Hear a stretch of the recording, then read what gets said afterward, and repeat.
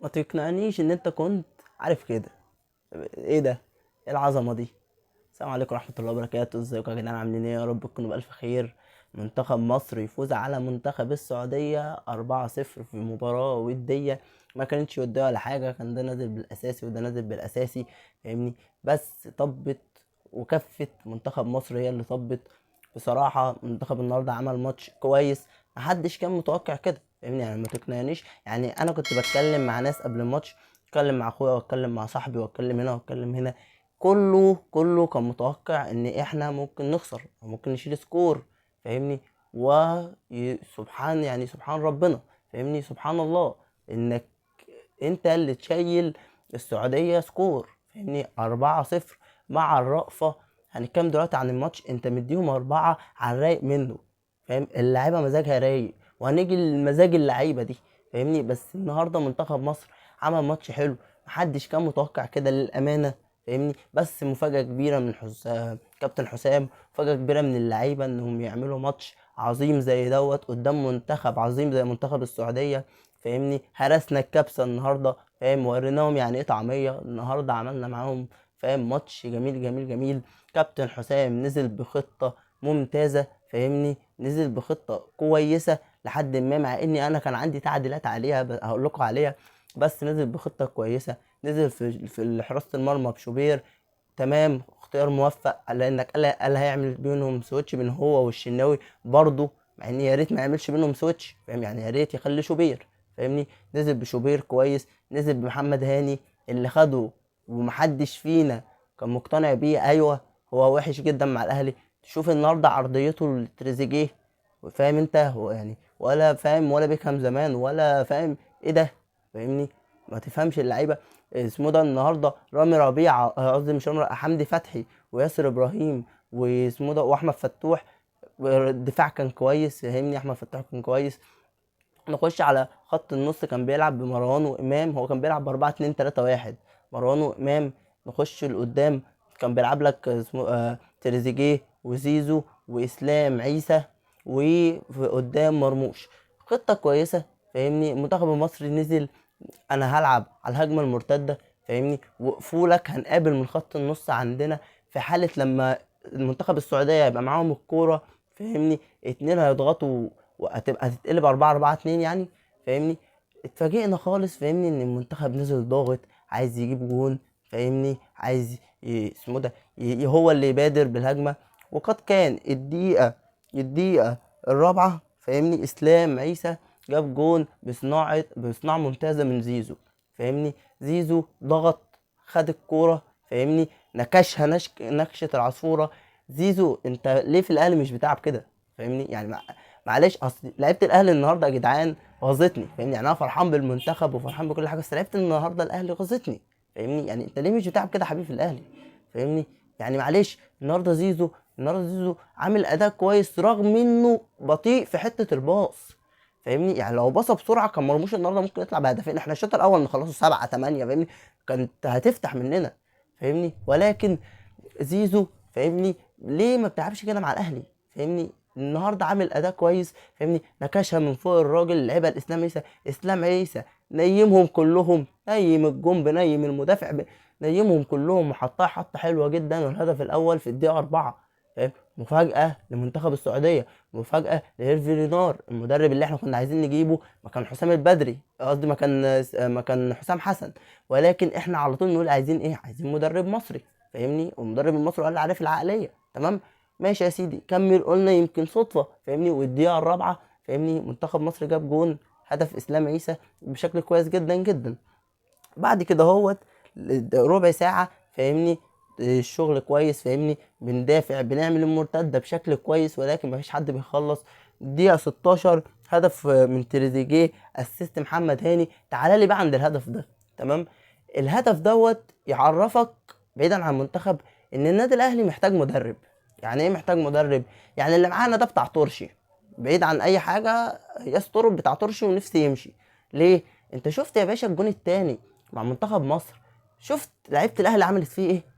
جون ماركة الاهلي، جون. تعال اتفرج، امام عاشور قطع الكوره، سلمها لزيزو، زيزو وقف عليها، سلمها لمحمد هاني، محمد هاني يعمل عرضيه، فاهم انت؟ ما تقوليش مارسيلو، فاهم؟ تقوليش مين يعني مين داني الفيش، فاهم؟ الناس اللي هي فاهم اللي بتعمل عرضيات جامده دي، فاهمني؟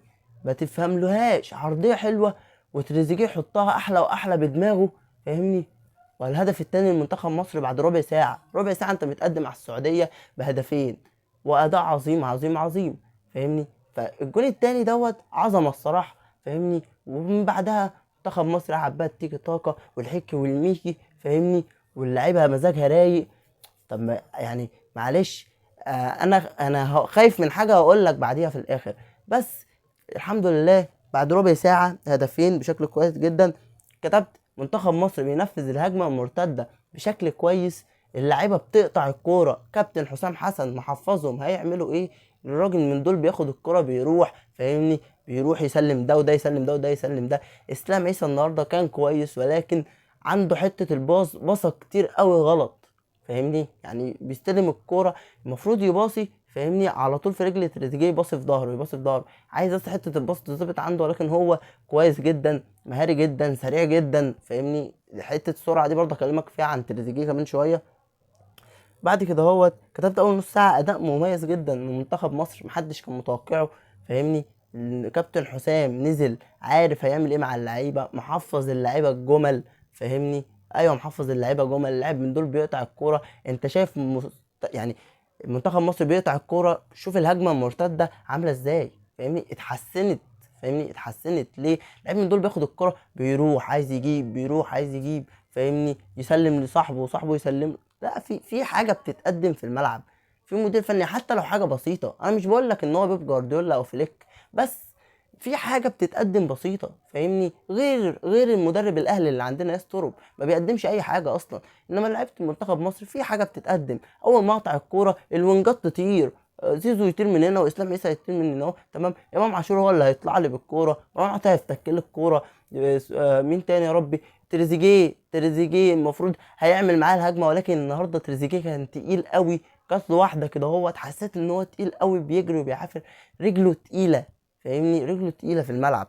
بس في حاجه بتتقدم، مرموش عمال يتحرك لهم قدام، زيزو زي ما بقول لك لو باصه بسرعه كان ممكن يوديه بكذا واحده، ولكن يعني ما بصاش على طول، فاهمني؟ ودي كانت النقطه السيئه النهارده في زيزو، كان نفسي يباصي اسرع. بعد كده كتبت هجمات كتيرة بتضيع، منهم واحدة بتاعت الجون بتاع قبل زيزو، فاهمني؟ زيزو جاب جون، تمام؟ ضيع واحدة قبلها، الكرة ملعوبة له، لو حط بطن رجله فيها وشاطها، فاهمني؟ جون. فضل هيدي هيدي هيدي هيدي هيدي وعايز يعملها بالعرض، تمام؟ طب ما تشوت، فاهمني؟ ما تشوت. النهارده زيزو كان كويس بس ضيع برضه كذا حاجة ضايقوني. ليه؟ انت كويس النهارده وفورمه وبتاع، العب، فاهمني؟ انما الكرة ديت هيدي فيها وقام لعبها بالعرض مرموش، فاهمني؟ ولكن المدافع يخش ويقطعها، فاهمني؟ المفروض كان يشوط. الهجمه اللي بعدها بقى الجون بتاعه، تمام؟ جات له امام عاشور لعبها له بشكل كويس جدا جدا جدا، كره طويله كده لعبها له حلوه، راحت له، تمام؟ نفس هي الكوره بتتنطط، قام لعبها من فوق الحارس. دي كانت المفروض تتباصى لمرموش، مرموش كان بيجري جنبه، كانت المفروض تتباصى ولعبها من فوق، كان مرموش كان ممكن يدخلها، لكن مرموش عشان سالك وبني ادم بيفهم عمل ايه؟ حجز على الكوره وحجز على الراجل ويخش الجون والهدف الثالث لمنتخب مصر. بعد شوط مميز جدا جدا جدا، كنت ممكن تطلع بيه باكتر من هدف، كنت ممكن يعني هي حفله وكنت ممكن تزود الحفله، عملت عليهم ماتش النهارده ممتع. شوط اول مميز لمنتخب مصر ولاعيبه منتخب مصر، زي ما بقول لك الكره ديت حجز عليها مرموش، فاهمني؟ والهدف الثالث ويتحسب لزيزو، والهدف الثالث لمنتخب مصر بعد شوط كان مميز جدا جدا جدا. والشوط الاول خلص وكاتب الشوط ده كان يخلص 5-6 مستريح، فاهمني؟ بس اللعيبه النهارده كانت عماله تضيع اكتر ما جابت. بعد كده الشوط الثاني بدا نزول هيثم حسن مكان تريزيجيه، على فكره تبديل كويس جدا. ليه؟ زي ما بقول لك تريزيجيه نازل رجله تقيله، فاهمني؟ اللي هو مش قادر يجري، مش قادر يلعب بتاع، فنزل مكانه هيثم حسن عشان نشوفه لعيب مبشر مهاري كويس جدا جدا جدا، ومبشر ان شاء الله يعمل مع منتخب مصر شغل كويس، فاهمني؟ لعيب مبشر بيرقص بيخش بيعدي، فاهم؟ بيعافر، انا بحب النوعيه من اللعيبه دي، مش تاخد الكرة تقف لي، لا خد الكرة روح يا باشا، روح ورقص. اسلام عيسى رغم البساطة الوحشة بتاعته بس بياخد الكرة عايز يروح يرقص، عايز يروح يعمل حاجة، ده اللي مخلي كابتن حسام حسن ياخده. اختيار موفق منه الصراحة. بعد كده هوت هدف مرموش الصاروخ واسمه ده كانت صناعة فتوح الدقيقة 57. تعالى بقى يا باشا للجون ده. الجون ده الدنيا هديت، فاهمني، هديت خالص في الشوط التاني. كرة فتوح لعبها المرموش، مرموش يا باشا من بعد خط النص كده بشوية ودالك صاروخ. قال للحارس تعرف تصد؟ قال له اه. قال له طب صد، وداها له ديب صاروخ. هدف مميز جدا جدا جدا لمرموش، يوريك فرق الكواليتي وفرق اللعيب، ورجله بسم الله ما شاء الله صواريخ بتضرب صواريخ. الجون ده مش فاكر جايبه في بورنموث او نيوكاسل. بص هو الحارس ضعيف بتاع السعوديه، الحارس بصراحه ضعيف والكره تصد، بس انت النهارده قدرت تستغل ده، بيشوطوا عليه بيحاولوا عليه بتاع، فاهمني، وهو يعني حارس ضعيف جدا جدا جدا. ومرموش عشان لعيب دماغه شغاله وبيفهم عمل ايه. لاحظ دي الكره اول ما جات له عدل وتك ودى صد يا باشا، ولكن ما يقدرش يصدها. والهدف الرابع لمنتخب مصر اداء جميل جدا جدا، فاهم. مفاجاه انا بقيت قاعد ايه ده، هو منتخب بلدي انا كسبان 4 منتخب السعوديه؟ ايوه. كابتن حسام حسن رجع لهم الروح، خلاهم عارفين يعني ايه منتخب مصر. منتخب مصر ما كانش كده مع اي منتخب، مع اي المدرب اللي قبل حسام حسن، فاهمني. كابتن حسام حسن عرفهم يعني ايه منتخب مصر. اللعيبه نازله عايزه تعمل حاجه بالروح، والروح دي اللي مفقوده في النادي الاهلي، فاهمني. يعني النادي الاهلي الروح دي ما بقتش موجوده فيه، ما بقاش فيه مدرب في النادي الاهلي. شوف بقى لعيبه الاهلي في المنتخب مع كابتن حسام حسن، هو ده اللي انا قلته. قلت المفروض كابتن حسام حسن يجي الاهلي، حسام البدري يجي الاهلي. ليه؟ هيخلي اللعيبه فاهمني عندها روح عايزه تلعب، هيشد عليهم بتاع. النهارده اللعيبه كل جايب جون وكل خارج رايق وبتاع، حد اتعصب، حد رمى حاجه، حد رمى حاجه. ليه يا باشا؟ اللي قاعد على الدكه ده انا لو اتعصبت عليه هيركني، فاهمني. كابتن مصطفى محمد مش لو وشه كده اول ماتش مع حسام حسن ركنوا دكه، دلوقتي ينزل بديل ما ينزلش بديل، في مدرب فني واقف، فاهمني. فكان عامل بصراحه اداء كويس جدا جدا جدا. من بعد بقى ايه، من بعد الهدف بتاع مرموش الدنيا هديت بقى خالص، وبدأ يعمل تبديلات. نزل شناوي وربيعة ومحمود صابر ومهند لاشين وابراهيم عادل ومصطفى محمد، وخرج شوبير وياسر ومرموش وامام واسلام عيسى وزيزو، فاهم. عمل حبة تبديلات كده اهو عشان يشوف اللعيبة ديت جاي منها ايه. بعد كده اهو كتبت منتخب مصر، يعني فاهم مفاجئني بصراحة، انا متفاجئ، مش فاهم، مش هكدب عليك. السعوديه وحشه، فاهمني. يعني السعوديه دلوقتي مش ده مستوى السعوديه خالص. السعوديه بصراحه مستواها فاجئني، وحشين جدا جدا جدا جدا. انا زي ما بقول لك انا نازل فاكر ان المنتخب بقى فاهم انت هو اللي هيشيل 4 و5، لقيت لا، لقيت اللعيبه بتلعب. منتخب السعوديه اللعيبه عندها ولا بترجع تدافع ولا فاهم، مكبرين دماغهم، فاهمني. لعيبه منتخب مصر بقى واخدين جرعه من حسام حسن، احنا هننزل ندوس، فاهمني. وقد كان. بعد كده اهوت كتبت الشوط التاني هدي بعد هدف مرموش زي ما بقول لك. بعد كده اهوت اول هجمه خطيره لمنتخب السعوديه كان في الدقيقه 84، فاهمني. شاط كده على الشناوي جنب العارضه، فاهمني، ولا ليها اي لازمه، فاهمني. فانت النهارده ككابتن حسام حسن نزلت بخطه حرجمت بيها منتخب السعوديه، قفلت عليهم ضبه ومفتاح، فاهمني. ما كانوش عارفين ينقلوا كام كرة على بعض، فاهمني. انا زي ما بقول لك انا هقفل وهقابلك من نص ملعبي، هقطع الكرة، اعمل عليك هجمات مرتدة، فاهم، وهجمات مرتدة مؤذية. ولكن اللعيبة النهارده ما قدرتش تخلص كم الكور اللي جالهم. بعد كده اهوت كتبت اللي عاجبني في منتخب مصر اللمسة واللعبة. يعني ايه لمسة ولعبة؟ يعني اللعيب اسلام عيسى مثلا بياخد الكورة لمسة يوقفها تحت رجله ثانيتين ويباصي، وكذلك بقى بقيه اللعيبه، فاهمني. مش لا انا امسك الكوره عايز اخش ارقص اعمل بتاع، لا، لمسه ولعبه، لمسه ولعبه، اطلع بالكوره على طول، التيكي والطاقه، الحيكي والميكي، فاهمني. اللمسات السريعه دي هي النهارده اللي خلت منتخب مصر يوصل عند الجون كتير، ولكن ضيع، فاهمني، ولكن ضيع. كنا ممكن نطلع اكتر من كده اهوت، ولكن كويس. بروفا كويسه اسمه ده لكاس العالم. ان شاء الله برضه هيبقى في بروفا تاني قدام اسبانيا، دي بقى بروفا اتقل، فاهمني. ان شاء الله لعيبه المنتخب برضو يبقوا كويسين، فاهمني. نكتشف الغلطات اللي عندنا في كذا كوره اتلعبت من ورا حمدي فتحي، لان هي دي بقى النقطه اللي انا معترض فيها مع كابتن حسام. انت معاك مدافعين كويسين، معاك حسام عبد المجيد، في محمد اسماعيل اللي هو بتاع الزمالك انت ما جبتهوش، فاهمني؟ في مرعي اللي هو في بيراميدز مدافع انت ما جبتهوش، ليه بتلعب بحمدي فتحي مدافع؟ فاهمني؟ حمدي فتحي كويس بس في كذا كرة النهارده اتلعبت من ظهره، لولا مصطفى شوبير مفوق وطلع مسكها كان بيلعب ليبرو تالت، فاهمني؟ كان ممكن يتأذي منها. فانت ليه ما تلعبش حسام عبد المجيد؟ فاهمني؟ ما كويس، ليه ما تلعبش محمد اسماعيل؟ ما كويسين الناس دي مع فرقها، ليه بتلاعب حمدي فتحي مدافع؟ فاهمني؟ هو النهارده الحمد لله ياسر ابراهيم وهو عملوا ماتش كويس، بس برضه فاهمني الناس التانية دي هتنفعك الماتش الجاي. والحمد لله عبد المنعم نزل تمام، وخروج حمدي فتحي الحمد لله عودة حميدة. يا عبد المنعم وحشنا في الملاعب الصراحة، لعيب راجل وكويس، وإن شاء الله إن شاء الله يجيب فورمة مع منتخب مصر، يعني يبدأ بيه في ماتش أسبانيا إن شاء الله لو كويس، فاهمني؟ عايزينه يرجع تاني، فاهمني؟ لعيب كويس جدا جدا جدا، كواليتي نضيف، لولا بس الإصابة إن شاء الله يعمل شغل كويس مع فرقته إن شاء الله. بعد كده خلاص الماتش خلص، فاهمني؟ بقى 4-0. زي ما بقول لك الشوط التاني ما كانش فيه نفس كمية الهجمات اللي موجودة في الشوط الأول، فاهمني؟ والماتش خلص بأداء مميز جدا، فاهمني؟ يا عميد كمل، احنا في ظهرك، احنا معاك، انت مدرب كويس، فاهمني؟ واللعيبة عايزة مدرب مصري، يعني انا مقتنع بيه، وانا متفائل بكابتن حسام حسن والجهاز الفني معاه، قادرين يطلعوا حاجة من اللعيبة حتى لو حاجة بسيطة، فاهمني؟ بس قادر يطلعها، غير مدرب اجنبي هيجي يقول لك انا عايز اعمل التيكي تاكا، عايز اعمل حكي والميكي والكلام فاهمني؟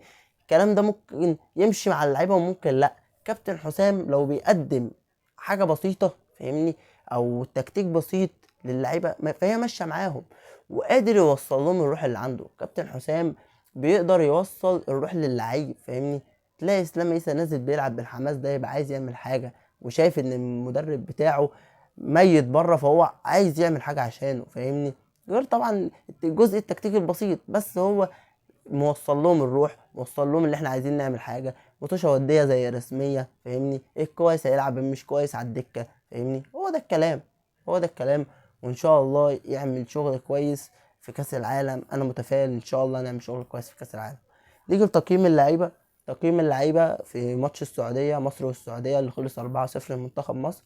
نبدا الاول شوبير يعني 6/10، ما وصلش عليه حاجات كتيره، فاهمني؟ غير الكور اللي انا بقول لك طلع مسكها دي 6/10.